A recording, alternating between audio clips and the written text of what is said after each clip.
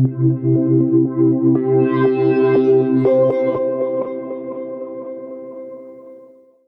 Methodology of the Social Sciences by Max Weber, quotes, "The Methodology of the Social Sciences by Max Weber is a foundational exploration of the epistemological and methodological challenges in the social sciences, detailing Weber's ideas on objectivity, value neutrality, and interpretive sociology. Compiled from essays that Weber wrote during his most prolific years, this work aims to define and defend scientific rigor in the study of social and cultural phenomena. Weber insists that social scientists must separate empirical analysis from personal values, advocating for ethical neutrality to avoid conflating subjective biases with objective observation. His famous concept of ideal types is introduced as a tool to analyze cultural and social phenomena, helping researchers clarify their subjects by focusing on simplified, typified representations rather than absolute truths. This book remains a critical resource for understanding Weber's approach to empirical research, interpretive understanding, and the inherent tensions between value judgments and scientific inquiry in the social sciences." Quote 1. "The problem involved in the freedom of a given science from value judgments of this kind, i.e., the validity and the meaning of this logical principle, is by no means identical with the question which is to be discussed shortly, namely, whether in teaching one should or should not declare one's acceptance of practical value, judgments, deduced from ethical principles, cultural ideals, or a philosophical outlook. The distinction here emphasizes that the debate about ethical neutrality in science is not merely about whether science should be free from value judgments, but rather whether instructors should express these judgments in teaching.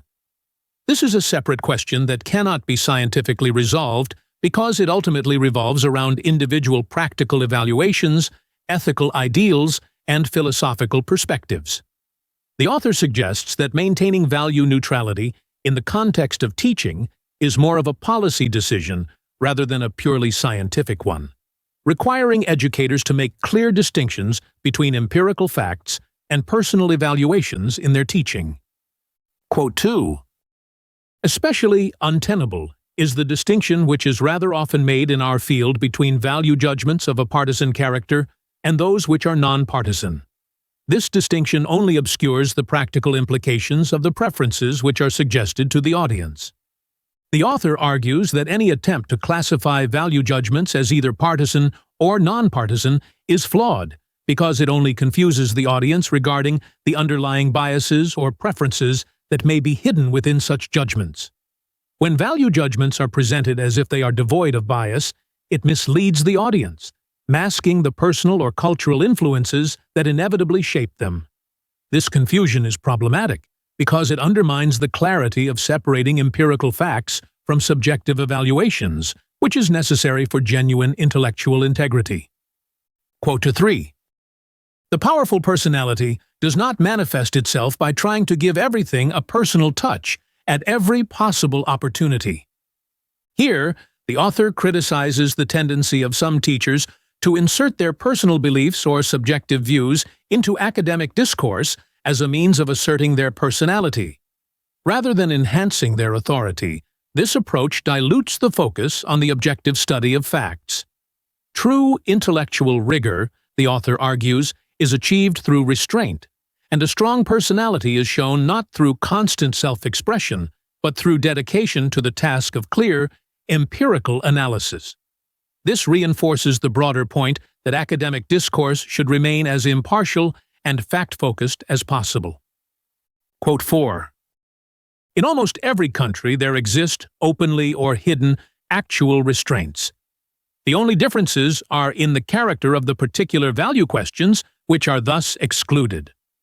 This quote acknowledges the reality that political, cultural, or institutional restrictions limit the full expression of certain value judgments in academic settings, regardless of the country. However, the author implies that the specific values or questions that are suppressed vary based on the context of the country or institution.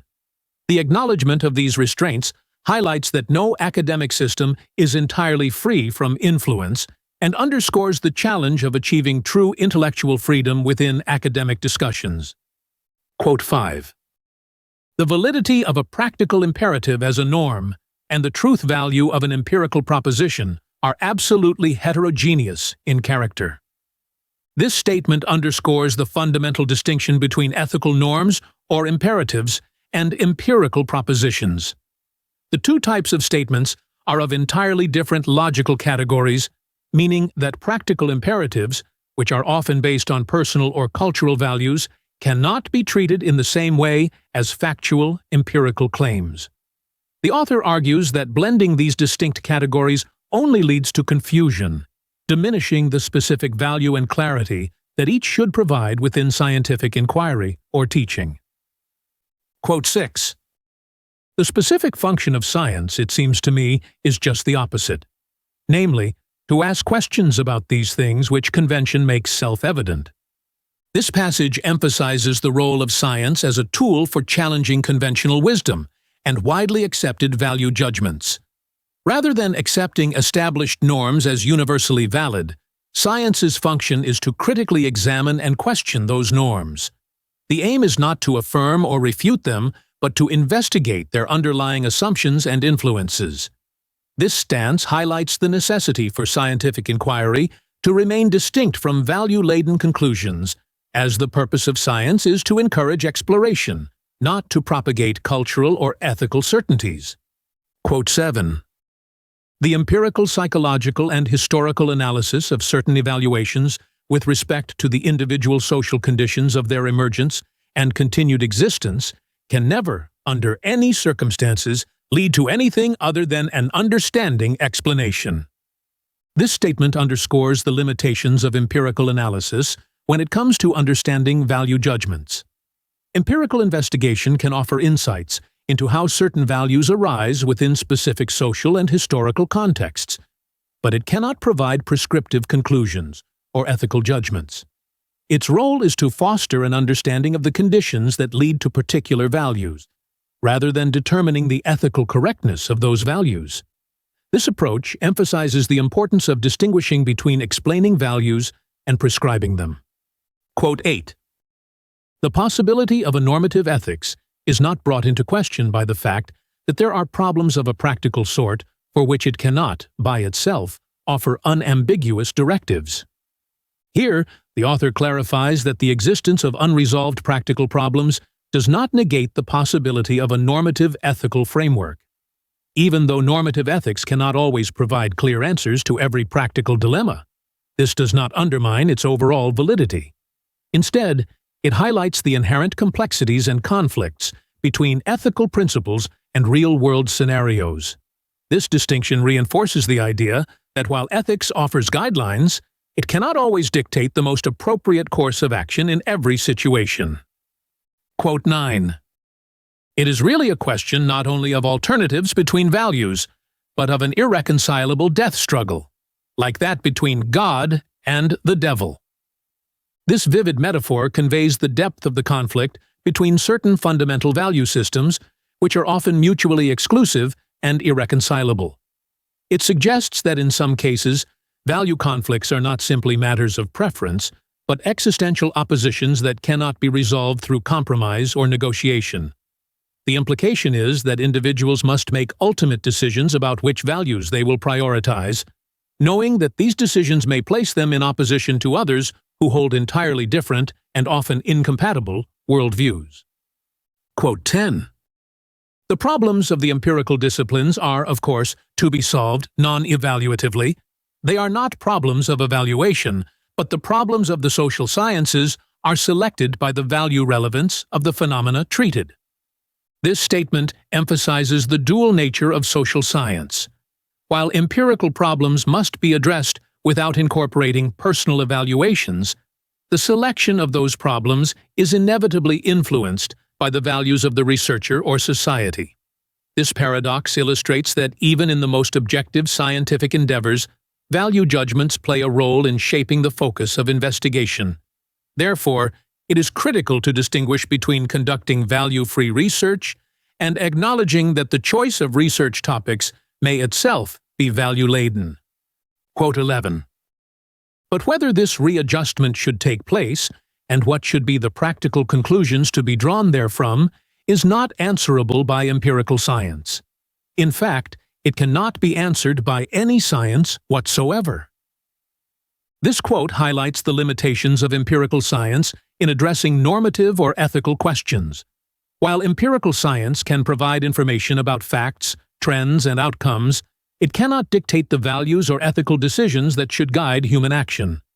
The resolution of moral or ethical dilemmas lies beyond the realm of science, as these are questions that must be answered based on value judgments, conscience, and philosophical reasoning, not scientific data or analysis.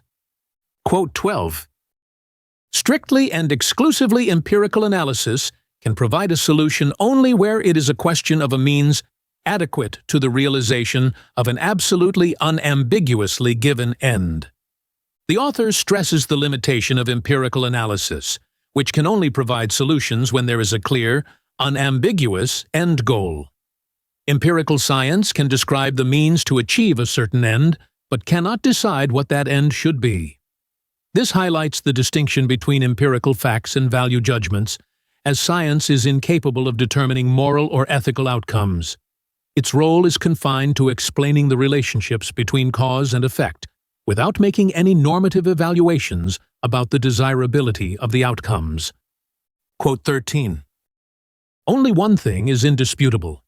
Every type of social order, without exception, must, if one wishes to evaluate it, be examined with reference to the opportunities which it affords to certain types of persons to rise to positions of superiority through the operation of the various objective and subjective selective factors.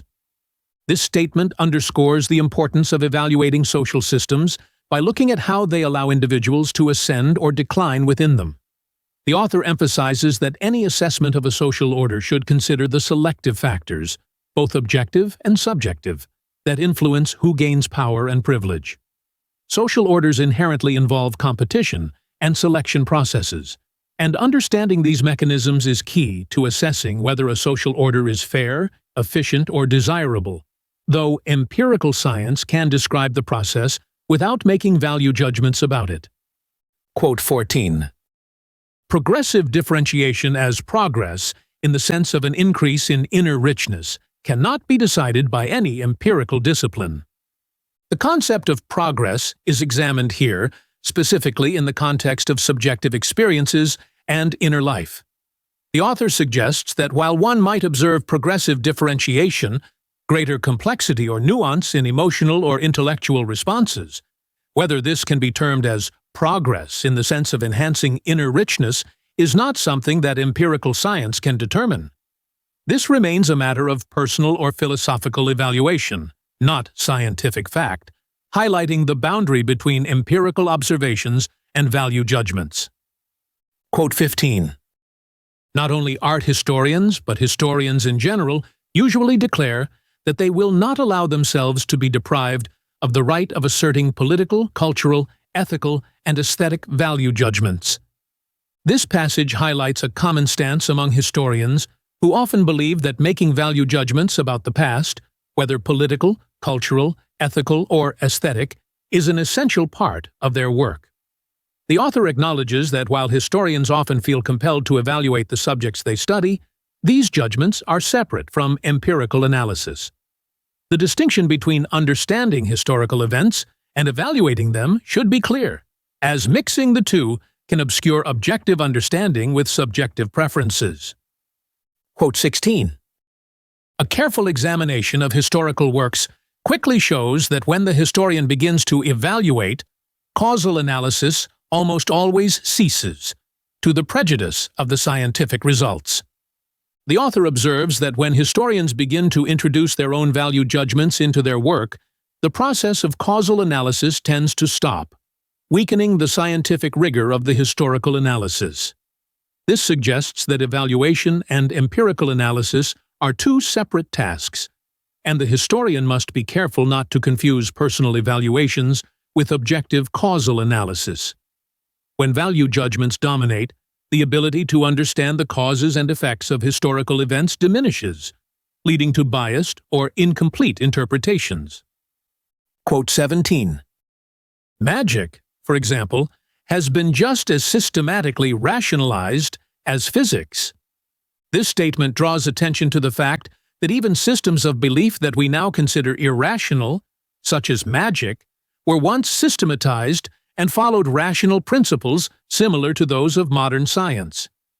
The author uses this to illustrate that rationalization does not necessarily equate to objective correctness or scientific progress.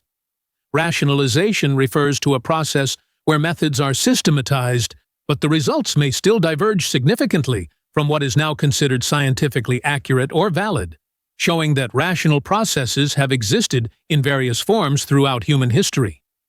Quote 18. The constructs of pure economics which are useful for analytical purposes cannot, however, be made the sources of practical value judgments. This statement highlights the inherent limitations of pure economics in guiding moral or ethical decisions. Economic theory can provide insight into how to achieve a particular technical goal, but cannot prescribe what those goals should be.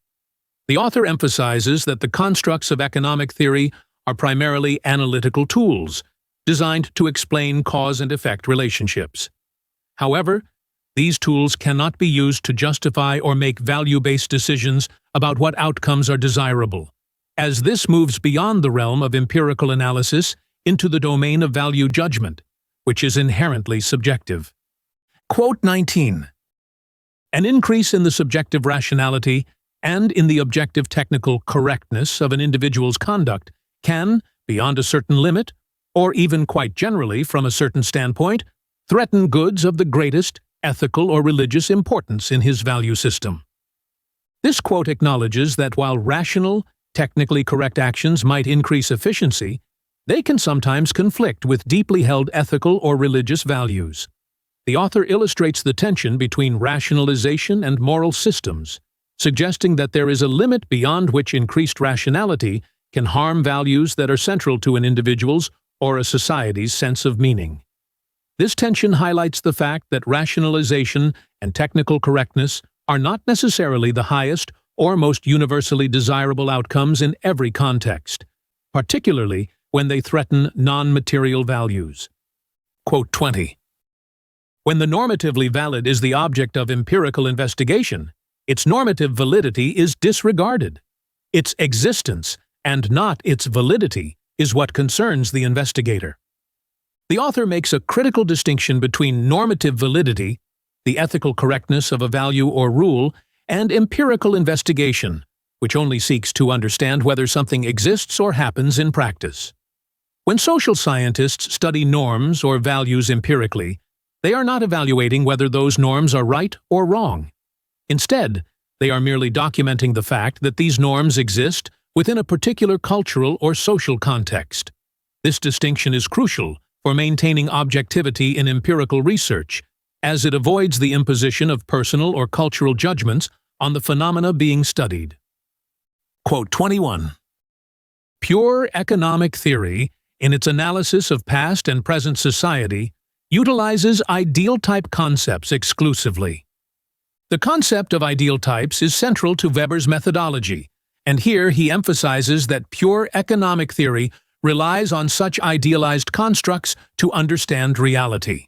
These ideal types are simplified models that help explain economic behaviors under certain conditions, but do not correspond fully to the complexity of real-life situations. The use of ideal types allows for a clearer analysis of trends and relationships in economic life, but they are not intended to depict reality in its full nuance. The author cautions against mistaking these models for direct reflections of the empirical world. Quote 22. The possibility of the exact definition of the end sought for is a prerequisite to the formulation of the problem. This statement underscores the necessity of clearly defining goals before attempting to analyze or solve problems, especially in economics and policy. Without a precise understanding of the desired end, it is impossible to determine the best means to achieve it. The author suggests that scientific inquiry can only function effectively when the objectives are well defined, allowing for the proper formulation of cause and effect relationships. This principle applies particularly to technical problems, where ambiguity in goals leads to confusion and ineffective solutions. Quote 23. The ideal constructions of rigorous and errorless rational conduct, which we find in pure economic theory, have exactly the same significance. The author reinforces that ideal constructs in economic theory, which assume perfect rationality and error-free decision-making, serve as useful tools for understanding reality but do not represent actual human behavior. These ideal constructions are meant to provide a benchmark against which real-world behaviors can be compared. By examining how actual decisions deviate from these rational models, economists and social scientists can gain insights into the factors that influence human actions in less than ideal circumstances, helping them understand the complexities of real economic life. Quote 24. It must do so because, in our opinion, it can never be the task of an empirical science to provide binding norms and ideals from which directives for immediate practical activity can be derived. The author stresses that empirical science should not be expected to create or dictate binding ethical norms or ideals. The role of science is to describe, explain, and analyze facts, not to prescribe what should be done in practical or moral terms. This separation between empirical investigation and value-laden judgments is crucial for maintaining the objectivity of science. While science can provide information that may influence decisions, it does not have the authority to tell people what choices they should make. This distinction is important for ensuring that science remains focused on the pursuit of knowledge, rather than becoming entangled in ideological debates. Quote 25. The question of the appropriateness of the means for achieving a given end is undoubtedly accessible to scientific analysis. This statement highlights that while science cannot dictate moral ends, it can analyze the effectiveness of different means for achieving a particular goal. Science is capable of evaluating whether certain methods are likely to lead to the desired outcome. However, the decision about which ends to pursue and whether those ends are morally justified lies outside the scope of scientific inquiry. This clarifies that science's role is limited to assessing the practicality and efficiency of actions rather than determining their ethical desirability. Quote 26. We can teach him to think in terms of the context and the meaning of the ends he desires, and among which he chooses. Here the author suggests that one of the roles of science is to help individuals understand the broader context and implications of their choices. By analyzing and clarifying the values underlying a person's goals, science can assist in making more informed decisions. This guidance, however, does not impose any specific value judgment on the individual, but encourages a deeper understanding of the meaning and consequences of pursuing certain ends. It empowers individuals to make decisions based on a more comprehensive awareness of their options and their potential impacts. Quote 27. The elevation of these ultimate standards, which are manifested in concrete value judgments, to the level of explicitness, is the utmost that the scientific treatment of value judgments can do without entering into the realm of speculation. This quote reinforces the idea that science can help articulate and clarify the values people hold, but it cannot go beyond that to make normative declarations about which values are correct. The role of science is to bring clarity to value judgments, allowing individuals to better understand the principles they are acting upon. However, it cannot make speculative or philosophical claims about the ultimate truth of those values. The scientific treatment of values remains at the level of analysis and articulation, rather than entering into moral or ethical advocacy. Quote 28. The fate of an epoch which has eaten of the tree of knowledge is that it must know that we cannot learn the meaning of the world from the results of its analysis, be it ever so perfect. It must rather be in a position to create this meaning itself. This statement captures the existential realization that scientific inquiry, no matter how advanced, cannot provide ultimate answers to the meaning of life or the universe. While science offers powerful tools for understanding the mechanics of the world, it cannot fulfill the human need for meaning or purpose. Individuals and societies must create their own meaning, independent of scientific analysis. This observation acknowledges the limits of science in addressing deeper existential questions and emphasizes the need for personal or cultural interpretations of meaning. Quote 29. Scientifically, the middle course is not truer even by a hair's breadth than the most extreme party ideals of the right or left. The author warns against the assumption that taking a middle ground position between extremes is inherently more scientific or objective. In scientific analysis, neither the moderate nor the extreme viewpoint has a monopoly on truth. What matters is the rigorous analysis of facts and evidence, not the position's location on the ideological spectrum. This assertion reminds readers that science should remain detached from political or ideological biases, focusing instead on empirical truth, rather than assuming that compromise solutions are always more valid. Quote 30. The quality of an event as a social-economic event is not something which it possesses objectively. It is rather conditioned by the orientation of our cognitive interest, as it arises from the specific cultural significance which we attribute to the particular event in a given case. This quote highlights that the classification of an event as a social-economic one is not an inherent quality of the event itself, but is instead dependent on the perspective and interests of the observer. In this sense, events are shaped by the values and concerns of the society or the researcher studying them. The observer's cognitive framework, influenced by cultural significance, determines what aspects of reality are deemed relevant for analysis. Therefore, scientific inquiry is subjective in that it reflects the interests and purposes guiding the selection of phenomena for study, rather than objectively representing the intrinsic nature of events. Quote 31. The advancement of the economic interpretation of history is one of the most important aims of our journal. The author underscores that one of the central goals of the journal is to further the understanding of history through an economic lens. This means focusing on how economic factors influence and shape cultural, social, and historical developments. However, this economic interpretation is not a reductionist view that denies the importance of non-economic factors, but rather one that sees economic conditions as a crucial and often overlooked aspect of historical analysis.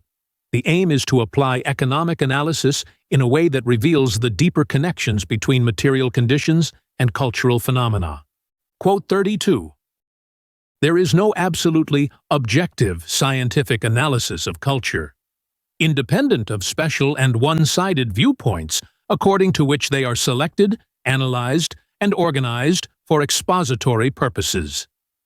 This statement stresses the impossibility of achieving a purely objective analysis of culture.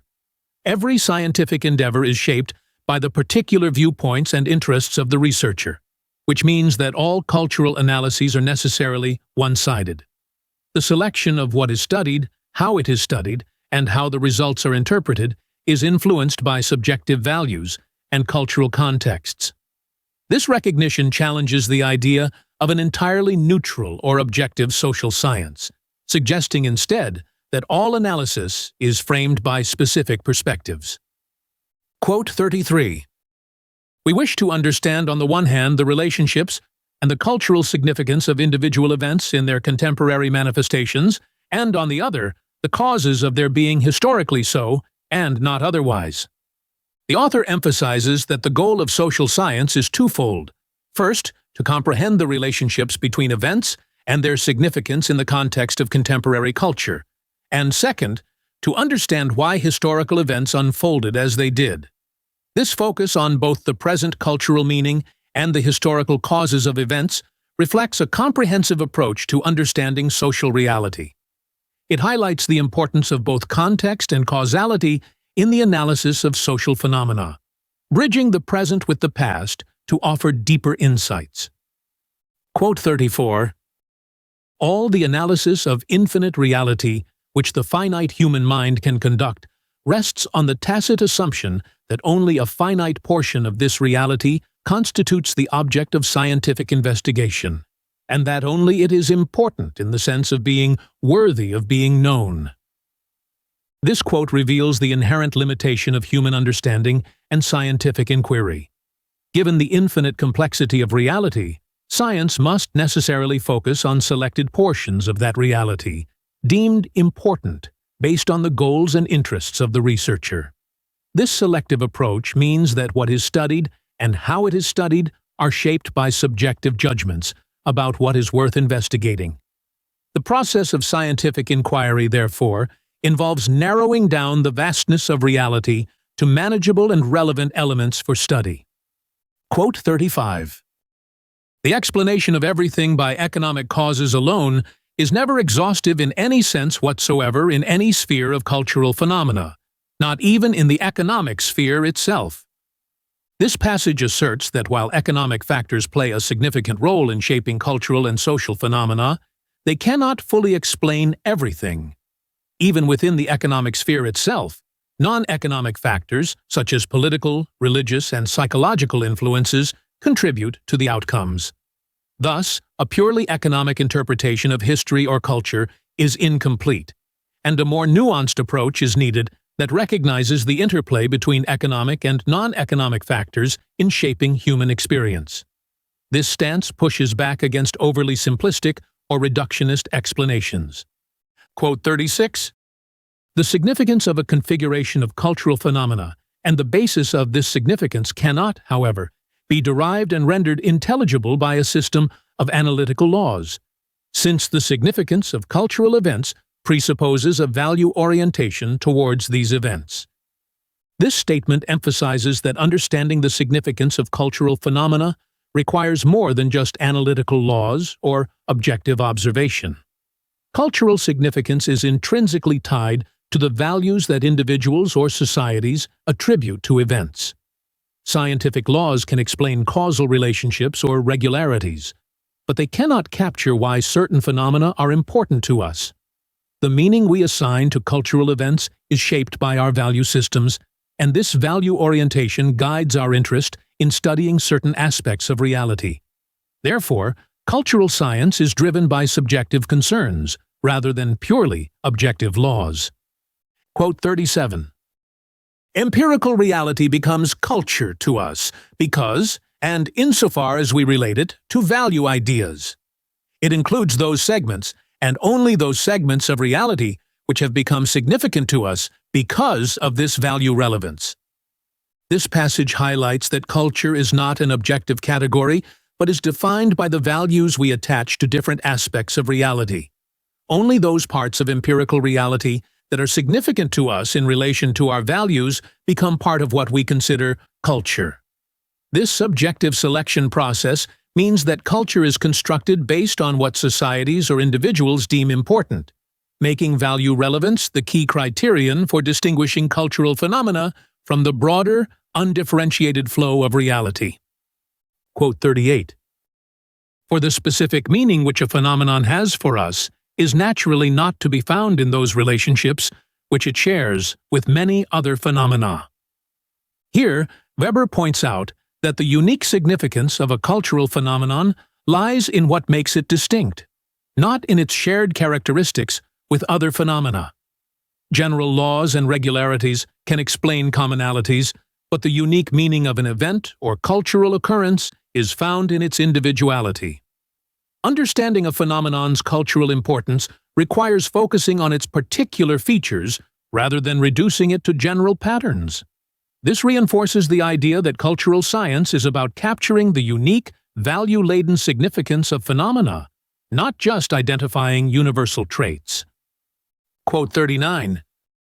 We select only those causes to which are to be imputed, in the individual case, the essential feature of an event. This quote reflects Weber's view on causal explanation in cultural science. When studying historical or cultural events, we focus only on those causes that seem most relevant or essential to the particular outcome we are investigating.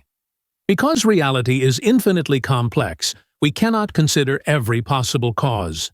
Instead, we make selections based on what we deem to be the most significant causes, influenced by our values and interests. This selective imputation of causes is what allows us to make sense of individual events, rather than being overwhelmed by the infinite number of potential factors. Quote 40. For the knowledge of historical phenomena in their concreteness, the most general laws, because they are most devoid of content, are also the least valuable.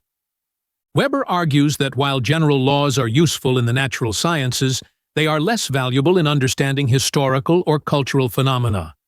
The more general a law is, the less specific and detailed it becomes, making it less capable of explaining the unique and concrete aspects of historical events. In cultural sciences, where understanding the particularity and significance of individual events is crucial, overly general laws provide little insight. This reflects the broader theme that cultural and historical analysis must focus on the specific, rather than relying too heavily on abstract general laws. Quote 41. All knowledge of cultural reality, as may be seen, is always knowledge from particular points of view. This quote reinforces the idea that cultural knowledge is never objective or neutral. It is always shaped by the perspective of the researcher or society. What we consider worth studying and understanding is determined by the values and interests that guide our inquiry. Cultural science, therefore, is inherently selective and subjective, as it is grounded in the particular points of view that define what is meaningful to us. This subjectivity does not undermine the validity of cultural knowledge, but is a necessary aspect of understanding cultural significance. Quote 42. This conceptual pattern brings together certain relationships and events of historical life into a complex, which is conceived as an internally consistent system.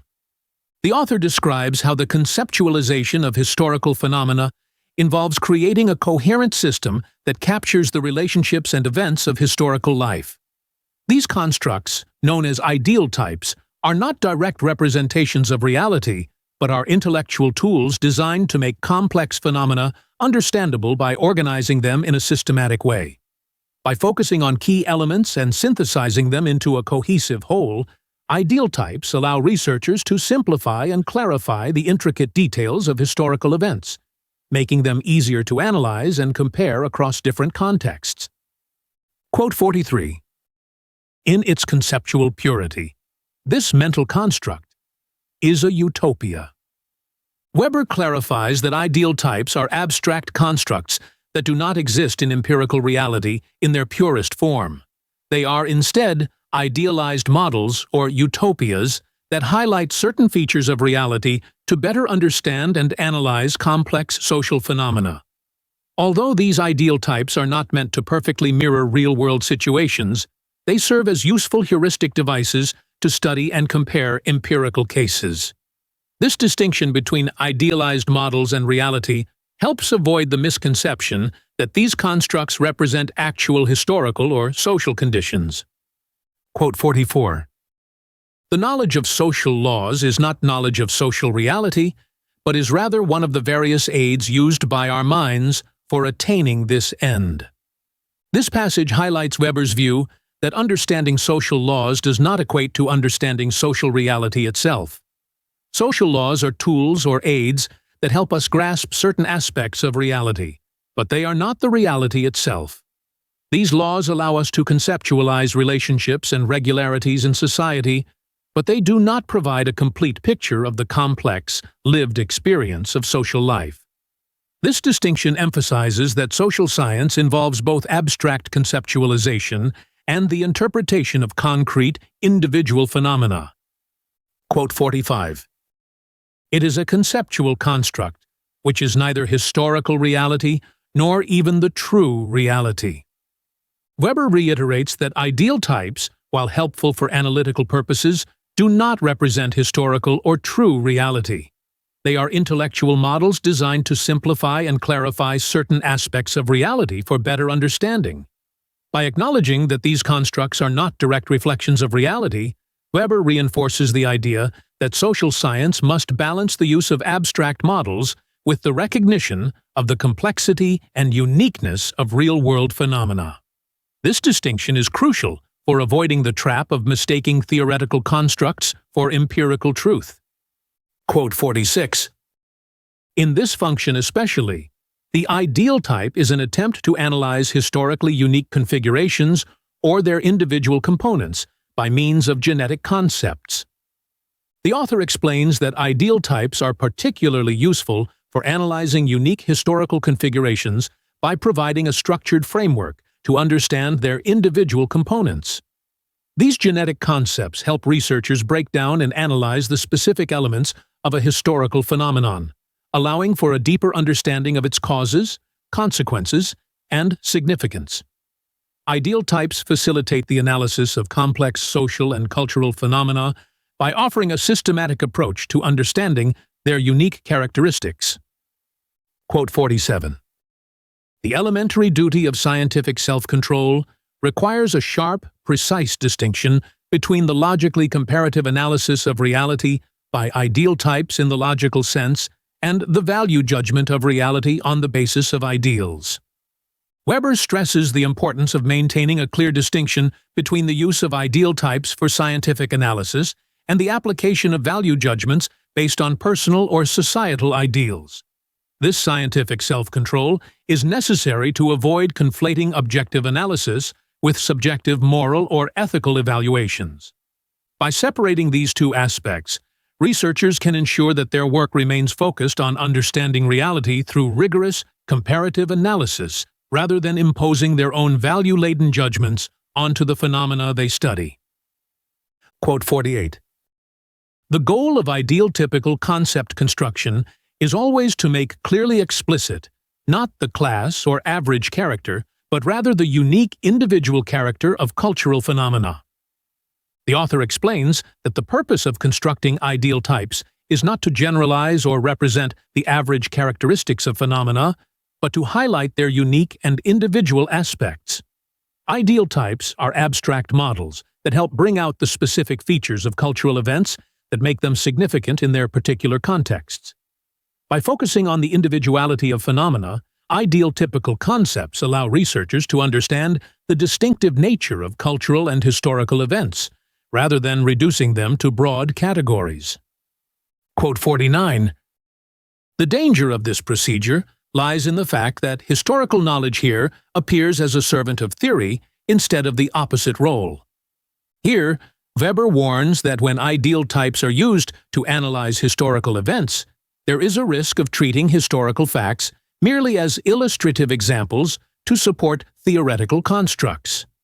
This subordinates history to theory, rather than allowing theory to be informed by historical reality.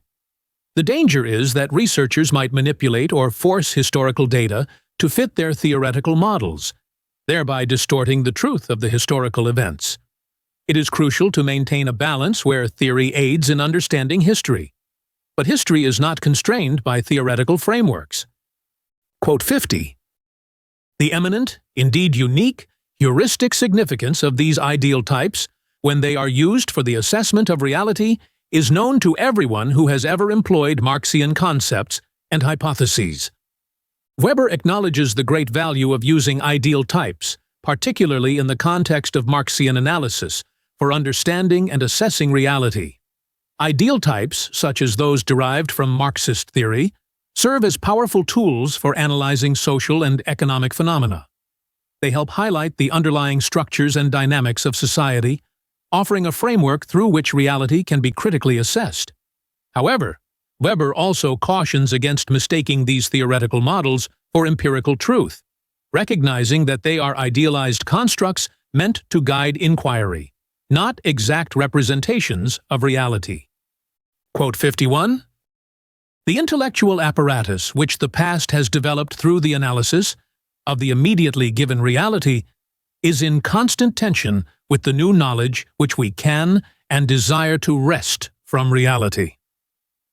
Weber explains that the intellectual tools and concepts developed by past scholars are always in tension with the evolving knowledge we seek to gain from the present reality. As our understanding of the world changes, the frameworks we use to analyze reality must also be re-evaluated and reconstructed.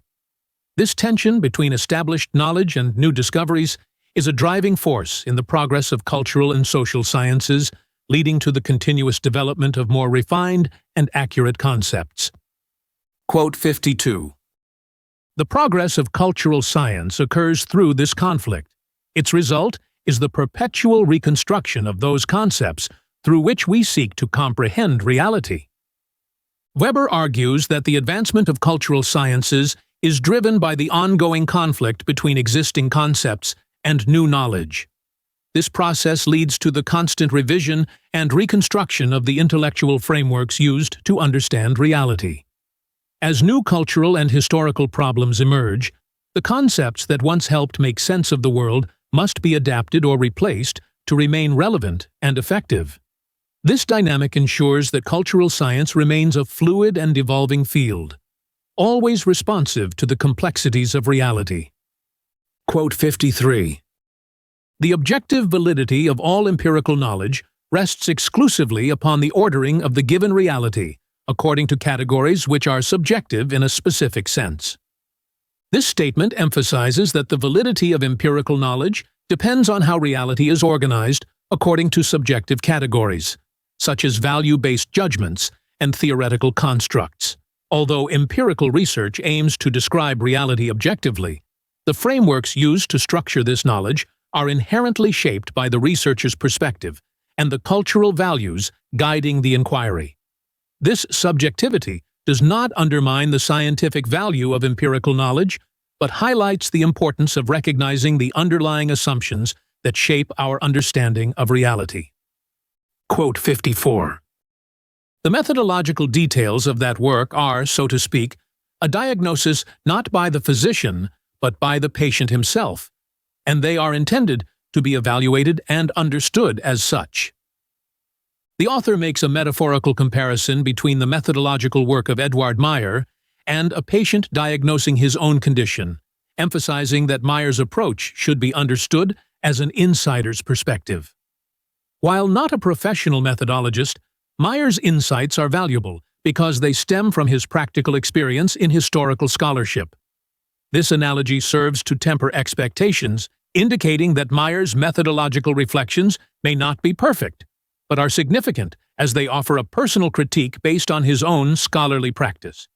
It also highlights the value of reflective self-assessment within a discipline. Quote 55. Methodology can only bring us reflective understanding of the means which have demonstrated their value in practice by raising them to the level of explicit consciousness. Weber emphasizes that methodology serves primarily to make explicit the tools and practices that have already proven effective in scientific inquiry. Rather than dictating how research should be conducted, methodological reflections help scholars become more aware of the methods they are already using successfully. This approach suggests that methodology does not create good scholarship on its own, but enhances the understanding of practices that are already functioning well in a research context. It implies that true intellectual work lies in the practical application of methods, with methodology providing a secondary, reflective role. Quote 56. Historical development, because it is scientifically intelligible only in a causal manner, is to be conceived as a process following laws. This passage captures a key argument that historical development must be understood as a process governed by causal laws, much like processes in the natural sciences. The author challenges the idea that history is merely descriptive or concerned with individual occurrences by suggesting that it seeks to uncover general patterns or laws that explain historical events. This perspective treats history as a systematic, law-governed field of study, aiming to explain the causes behind the progression of human societies and the unfolding of historical events in a way that can be scientifically analyzed. Quote 57. We attempt to uncover the motives which have led them to their decisions and to judge the correctness of these decisions and the value of their personality. Here, Weber discusses how historians aim to not only analyze the actions of historical figures, but also evaluate their motives and decisions. The historian's role involves understanding why certain actions were taken and assessing their significance in relation to the goals they aimed to achieve. This kind of analysis goes beyond mere causality to include a judgment of the individual's character and choices, situating their actions within broader historical consequences. The passage highlights the complexity of historical inquiry, which must balance objective analysis with evaluative interpretation. Quote 58. Causal analysis provides absolutely no value judgment, and a value judgment is absolutely not a causal explanation. Weber makes a clear distinction between causal analysis and value judgment. Causal analysis seeks to explain why events happened by identifying the underlying causes, while value judgments assess the ethical or moral significance of those events. These two forms of inquiry are separate and should not be conflated. A causal explanation does not inherently carry a moral evaluation, and similarly, a value judgment does not explain the causes of an event. This distinction is crucial in maintaining the objectivity of historical and social sciences, preventing the imposition of subjective values on empirical analysis. Quote 59. The irrationality of human action as a disturbing factor is comparing historical empirical action not with the phenomena of nature, but with the ideal of a purely rational, i.e., absolutely purposeful action. This statement reflects the idea that human actions, when seen as irrational, are being compared to an idealized notion of purely rational behavior. Historical analysis often deals with actions that do not conform to rational, purposeful behavior due to emotional, psychological, or situational influences. The irrationality of human behavior is viewed as a complication in understanding historical events, but it is measured against an idealized standard of rationality that does not necessarily exist in reality. This comparison underscores the challenge historians face in interpreting human behavior, which is often more complex and unpredictable than theoretical models of rational action. Quote 60. The attempt to understand Bismarck in his historical significance by leaving out of account everything which he has in common with other men and keeping what is particular to him would be an instructive and amusing exercise for beginners. This quote critiques the notion that focusing solely on the unique aspects of a historical figure like Bismarck could lead to a meaningful understanding of his historical significance. The author argues that such an approach, which isolates individual traits without considering the broader human qualities shared with others, is overly simplistic and misses the complexity of historical analysis. By emphasizing that historical significance involves more than just unique traits, Weber highlights the importance of understanding how both common and particular elements contribute to a figure's role in history. Quote 61. Historical research proceeds in its inferences from effect to cause. Weber clarifies that historical research typically starts with known outcomes, effects, and works backward to identify their causes. This method contrasts with a purely theoretical approach that might attempt to predict future events based on present conditions. By tracing back from a specific historical event, historians attempt to uncover the web of causes that led to it.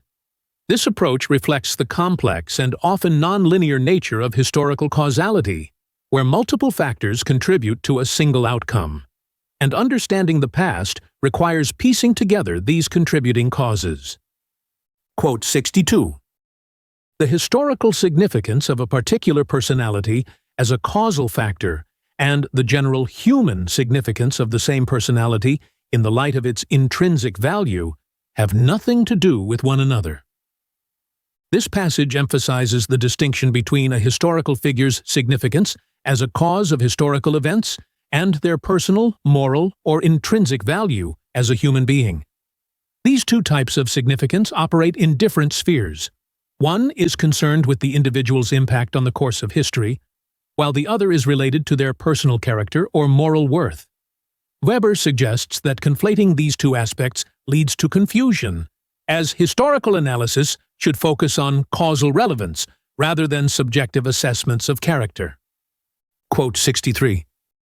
The facts of which those letters are evidence are historical facts, i.e., as we have seen, are real links in a causal chain.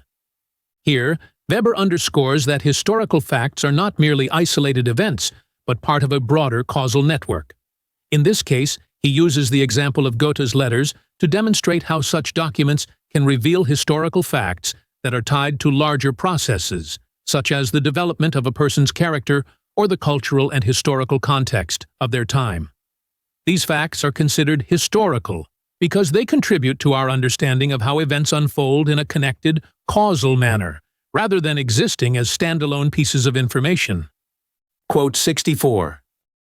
The comparison of analogous events is to be considered as a means of this imputation of causal agency, and indeed, in my view, one of the most important means, and one which is not used to anywhere near the proper extent. Weber suggests that comparing similar historical events is a valuable method for attributing causes in historical research. By examining analogous situations, historians can better understand the causes and consequences of events, as patterns often emerge that help explain how and why certain outcomes occurred. This comparative approach provides a more comprehensive understanding of historical causality, as it allows researchers to draw parallels between different cases, thereby enriching their interpretation of specific events. Quote 65. The coats of the king are, in this case, to be considered as instances of a class concept, which is being elaborated as an heuristic instrument. Weber illustrates the difference between historical facts that are causally significant and those that serve as heuristic tools for understanding broader patterns. In this example, the coats of a king are not historically important as specific objects, but can be used to study fashion or social trends of the period. This distinction highlights the different ways in which objects or facts can be relevant to historical analysis, either as part of a causal chain or as representative examples of larger cultural or social phenomena. Quote 66. The fact that this valuation is connected with the incomparable, the unique, the irreplaceable literary element in the object, and supplies the reason why the object becomes an object of reflection. This statement highlights that the unique and irreplaceable qualities of a literary or cultural object lead to its being valued and reflected upon. The object's individuality, its distinctiveness in form, content, or meaning, attracts intellectual or emotional engagement. This engagement does not rely solely on external meanings or its influence on other factors, but stems from the object's inherent qualities. The author suggests that our valuation of such objects is driven by their particular uniqueness, which makes them worthy of deeper intellectual treatment or aesthetic contemplation, beyond any broader historical or cultural significance. Quote 67. The interpretation of intellectual and mental, aesthetic, or ethical creations has in this respect the effects of the latter, and the assertion that history, in a certain sense, is an art has in this respect its justifiable kernel of truth. Here, Weber recognizes that historical interpretation shares characteristics with art in its engagement with intellectual, aesthetic, and ethical creations. Both history and art involve interpreting meaning and value, expanding our understanding and sensitivity to various human experiences. The act of interpreting these creations is not just about factual accuracy, but also involves an artistic appreciation for the nuances and layers of meaning within the works. This parallel between history and art underscores the subjective and creative elements in historical interpretation, where understanding extends beyond mere facts to the broader intellectual and emotional experiences they evoke. Quote 68. Causal explanation grasps only part of the matter, and value analysis functions as a guide for this other historical, i.e., causal type of interpretation. Weber argues that while causal explanations are important in historical analysis, they provide only a partial understanding. Value analysis, which explores the deeper meanings and evaluations of historical facts, complements causal explanations by guiding the focus of inquiry. Value analysis helps identify which aspects of historical events or figures are most significant for understanding their broader meaning and relevance. Thus, historical interpretation benefits from both understanding the causes of events and analyzing the values and meanings embedded in those events, making the study of history a more comprehensive and insightful process. Quote 69. The selection rests on the historical interest, which the present has in any effect, in the results of historic development, so that it feels the need of tracing the causes which have brought it about. This passage explains that historical research is shaped by contemporary interests and concerns. Historians select which events and causes to study based on their relevance to present-day questions or issues. The process of tracing the causes of historical developments is driven by a need to understand how the past has shaped the present. This highlights the idea that history is not studied in isolation. It is always influenced by the perspectives and values of the present, which determine what is considered significant or worth investigating. Quote 70. But the question then arises, must this point of departure of the regressus always be a component of the present? Weber raises a critical question about whether historical analysis should always begin with present-day concerns, or whether it can also be directed toward understanding past events on their own terms. This question challenges the idea that history is only relevant insofar as it impacts the present. By asking whether historical inquiry must always be tied to contemporary issues, Weber invites reflection on the broader purposes of history, whether it can also serve to explore the past for its intrinsic value and not just its relation to current realities. Quote 71. Edward Meyer provides no clear indication of what he really understands by his term, historically effective. This quote points out the ambiguity in Edward Meyer's use of the term historically effective. Weber critiques Meyer for failing to clearly define what makes an event or figure effective in history. Without a precise definition, it is difficult to determine what qualifies as historically significant. This lack of clarity leads to confusion about what aspects of the past should be considered important for historical analysis, raising questions about how historians select and prioritize the events and figures they study. Quote 72. The end of ancient history, i.e., the situation which appears to us as the appropriate endpoint. Thus, for example, the reign of the Emperor Romulus, or the reign of Justinian, or probably better, the reign of Diocletian. This quote discusses the concept of defining an endpoint in historical analysis. Weber refers to how historians often mark the end of ancient history based on significant figures or events, such as the reigns of prominent emperors.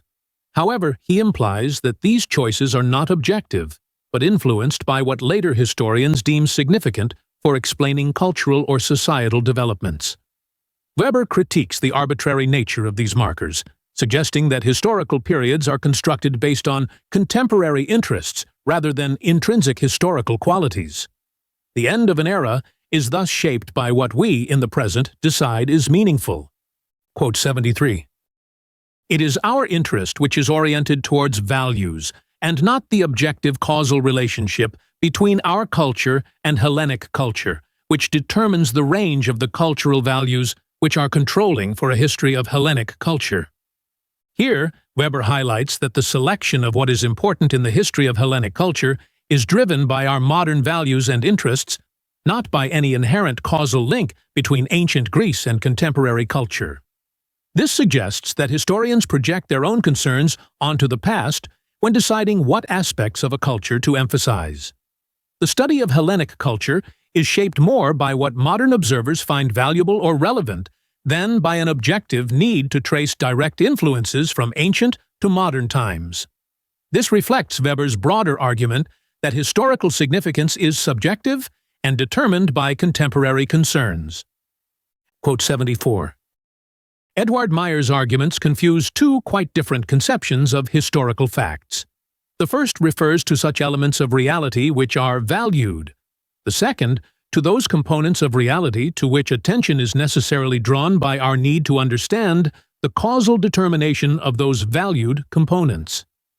Weber critiques Meyer for conflating two types of historical facts: those that are valued for their own sake, and those that serve as causal links to explain other significant events. The first type involves elements that we find interesting or meaningful, while the second type includes facts that are crucial for understanding why certain valued phenomena occurred. Weber emphasizes the importance of distinguishing between these two types of facts, as they serve different purposes in historical analysis. One is more evaluative, while the other is explanatory. Quote 75. The question of the intrinsic value of a culture which we touch on here has nothing to do with the question of its historical effectiveness. Weber argues that the intrinsic value of a culture, its worth or significance in and of itself, is separate from whether that culture had a significant causal impact on later developments. A culture may be historically important not because it influenced future events, but because of its unique qualities or achievements. This distinction is crucial because it means that historians might study certain cultures or periods not for their long-term effects, but for their inherent contributions to human experience, such as art, philosophy, or social structures, which may not have direct, lasting impacts, but are still of value. Quote 76. Only the future decides conclusively about the causal significance of the facts of the present as causes. This statement reflects Weber's point that the significance of present events can only be fully understood in hindsight, once we can see what effects they have had on the future. At the moment events occur, it is impossible to know definitively how important they will be historically. The causal significance of contemporary actions or decisions will only become clear when their consequences unfold over time. This highlights the uncertainty inherent in historical analysis, where the meaning of events is often only apparent after the fact. Quote 77. The knowledge of the materials out of which Marx constructed his work, the knowledge of how the genesis of his ideas was historically conditioned, and any historical knowledge of today's power relationship can appear to anyone to be a thoroughly dull and fruitless thing, or, at least, one of very secondary importance. Weber acknowledges that for some, understanding the historical background and influences behind works like Marx's Das Kapital may seem unimportant or tedious. However, he argues that such knowledge is essential for a full comprehension of these works and their place in history. This statement underlines the divide between those who value deep historical analysis of ideas and those who may find such analysis less relevant, emphasizing the tension between detailed scholarly work and broader public interest. Quote 78. The judgment that, if a single historical fact is conceived of as absent from, or modified in a complex of historical conditions, it would condition a course of historical events in a way which would be different in certain historically important respects, seems to be of considerable value for the determination of the historical significance of those facts. Weber explains that evaluating the significance of historical events often involves imagining what might have happened if certain facts or conditions had been different. By considering how the absence or modification of specific causes could have altered the course of events, historians can better understand the importance of those causes. This process helps to determine the historical relevance of particular facts within a broader context, making it possible to assess their role in shaping outcomes. Such hypothetical reasoning is key to grasping the weight of certain events or decisions in history, as it allows for a deeper exploration of causal significance. Quote 79. History, however, does recognize possibilities, assuming that it seeks to be a science. In every line of every historical work, indeed, in every selection of archival and source materials for publication, there are, or more correctly, must be, judgments of possibility. Weber argues that history must acknowledge and analyze possibilities, especially when seeking to function as a science. Every decision about what to include in historical research, from the selection of sources to the framing of events, involves judgments about what might have happened under different circumstances. These judgments are not speculative but grounded in historical context and empirical knowledge. The acknowledgement of alternative possibilities allows historians to construct a more nuanced understanding of the past, recognizing the contingent nature of events and the role of chance in shaping historical outcomes. Quote 80.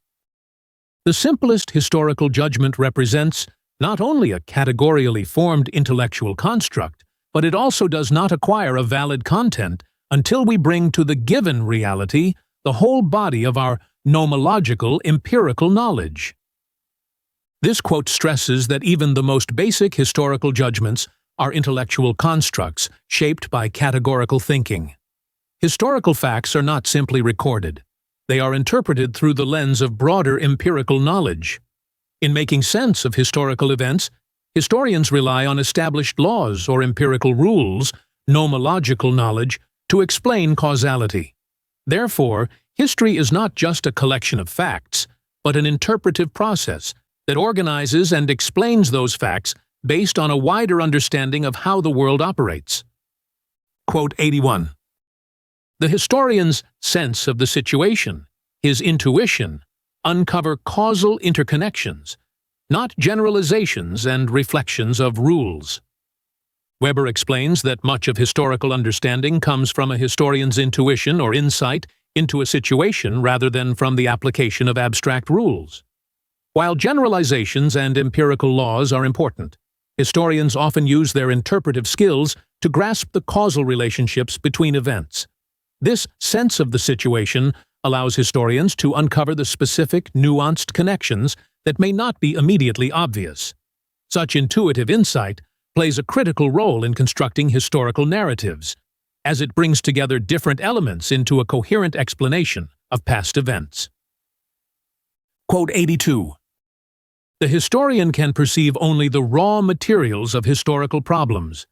It is only the way in which Meyer tries to ground his belief that is, in my opinion, untenable.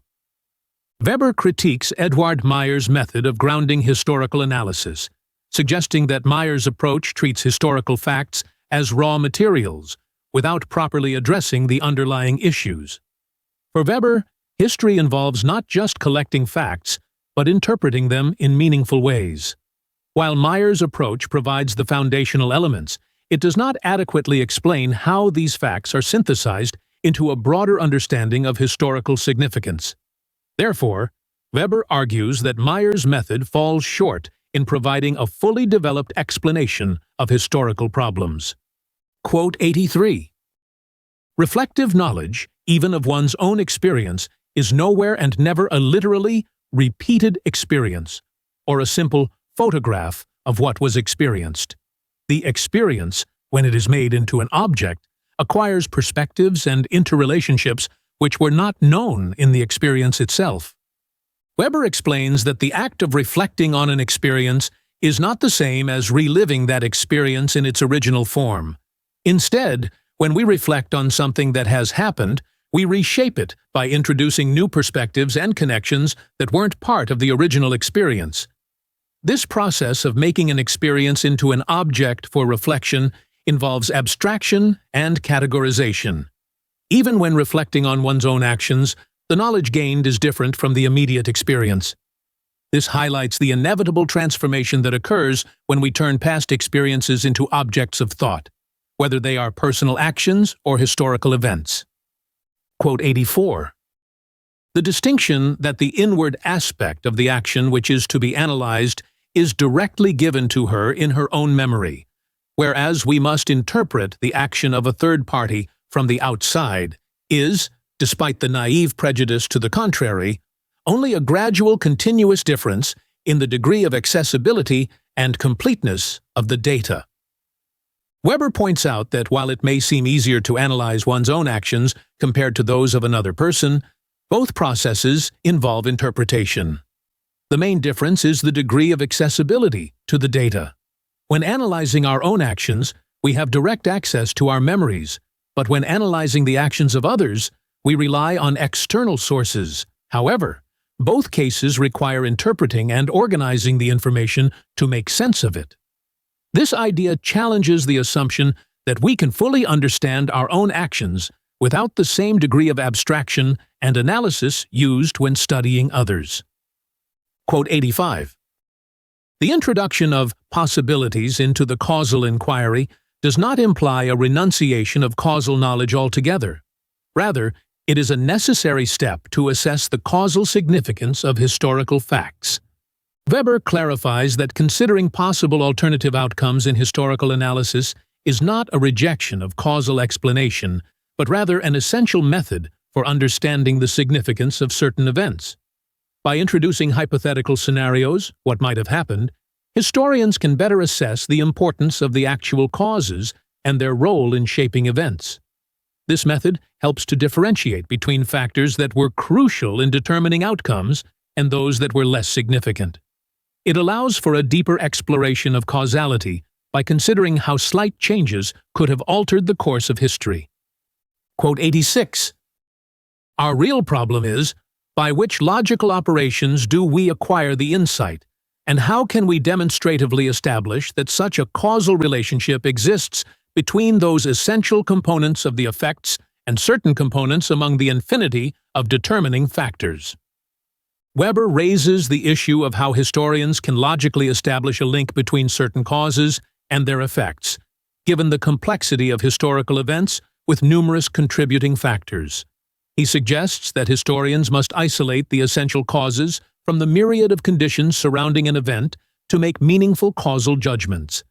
This process involves identifying which factors had a decisive influence on the outcome and separating them from those that were merely incidental. The challenge lies in determining which elements were crucial to the event's occurrence, ensuring that causal analysis remains focused and valid. Quote 87. The historian's sense of the situation, his intuition, uncover causal interconnections, not generalizations and reflections of rules. Weber explains that much of historical understanding comes from the historian's intuitive grasp of the situation, rather than relying solely on general rules or empirical laws. A historian's ability to sense and interpret the unique dynamics of a particular event or personality allows them to uncover causal relationships that may not be immediately obvious. This intuition is an essential tool in constructing meaningful historical narratives, as it helps the historian to piece together the specific factors that shaped events. Weber contrasts this intuitive approach with the more rigid application of general rules seen in the natural sciences. Quote 88. When we speak of favoring and obstructing conditions of a given result, we cannot mean thereby that certain conditions have exerted themselves in vain in the concrete case to hinder the result eventually realized, while others, despite the former, ultimately succeeded in bringing it about. Weber argues that when discussing conditions that either favor or obstruct a historical outcome, we should not imagine a literal struggle between opposing forces, as might be the case in physical events. Instead, all contributing factors must be seen as working together to produce the result. The final outcome is shaped by the totality of conditions acting in a specific way to create a particular effect. Weber cautions against viewing historical events as battles between forces, where some conditions fail and others succeed, instead suggesting that each factor plays a role in the overall causal process. The Methodology of the Social Sciences by Max Weber concludes with a compelling reflection on the importance of value neutrality and systematic rigor in social research. Weber emphasizes that while values guide the selection of research topics, the analysis itself must remain objective to ensure scientific integrity. His call for ethical neutrality and the use of ideal types reflects his commitment to an empirical foundation for social sciences, where the investigator's role is to clarify, understand, and explain social realities without imposing personal biases. The book encapsulates Weber's vision of a disciplined social science capable of revealing complex cultural patterns and social dynamics, encouraging future researchers to approach their work with both intellectual curiosity and ethical responsibility.